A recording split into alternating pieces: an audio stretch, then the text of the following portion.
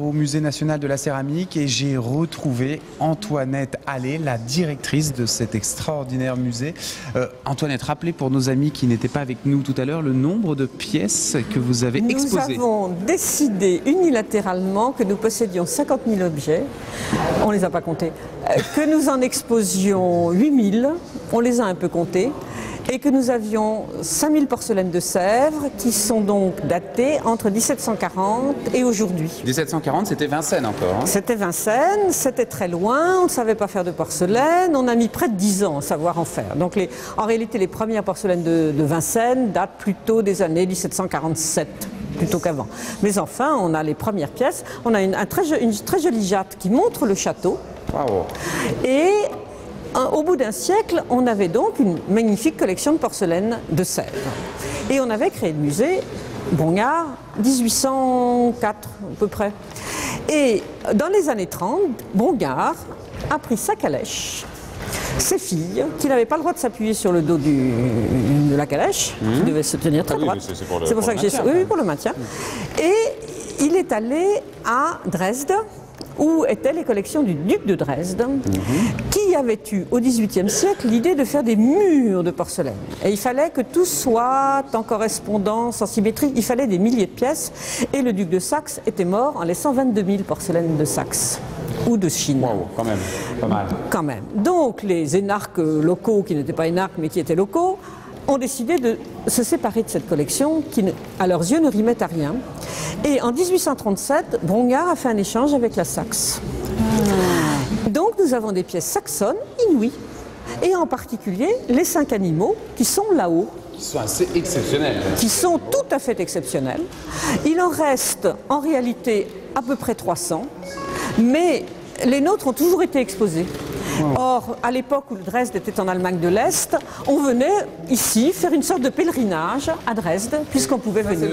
Et ça vient du même, oui, c'est le même artiste, un certain Kirchner, qui était le sculpteur, Kirchner et Kantner, ils étaient deux, et ils ont inventé ces objets complètement délirants. Au XVIIIe siècle, avant 1833.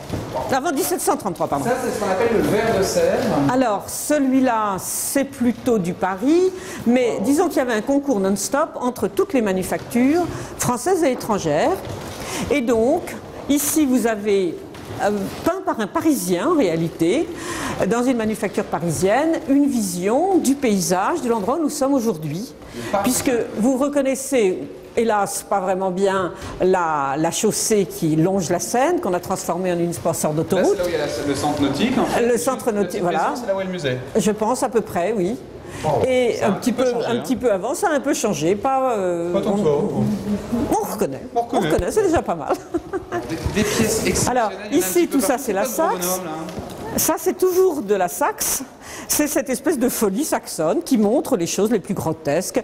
D'ailleurs, souvent, d'après les modèles français, ce sont des gravures françaises qui ont servi de modèle. Alors, ici, vous avez un petit mélange, il faut bien reconnaître. Porcelaine de Sèvres du milieu du 19e siècle. Nos souverains. Vous voyez cette espèce de folie de Sèvres de faire du très très grand. Là, vous avez Charles X, là, vous avez Louis XVIII. Et au centre, un meuble en porcelaine, qui est un meuble à secret, c'est-à-dire que si on a... Tout est en porcelaine, sauf le cuir qui est au-dessus, et le bronze qui est en bronze. Oui, quand même. Oui, parfois ça arrive. Et il a plein de petites ouvertures qui se cachent derrière, des clés. Le panneau central peut s'en aller en vous disant au revoir. Enfin, c'est un meuble à secret. Incroyable. Et ici, alors, vous avez des porcelaines plus récentes. Là, avec des artistes contemporains. Oui, des artistes du artistes XXe siècle.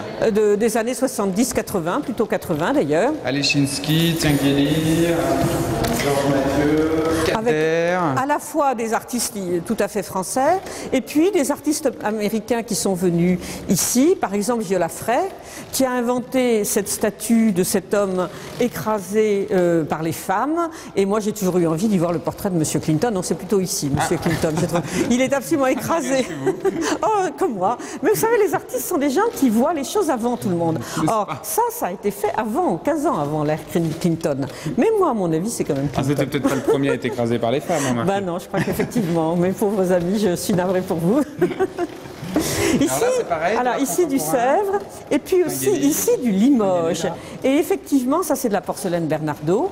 Bernardaud a une vraie politique de concurrence, sans le dire, avec la manufacture de Sèvres. Il n'y a pas de raison que nous soyons les seuls à faire des vases. Il en fait aussi, et de très beaux. Très bien. Eh bien, merci beaucoup, Madame la directrice.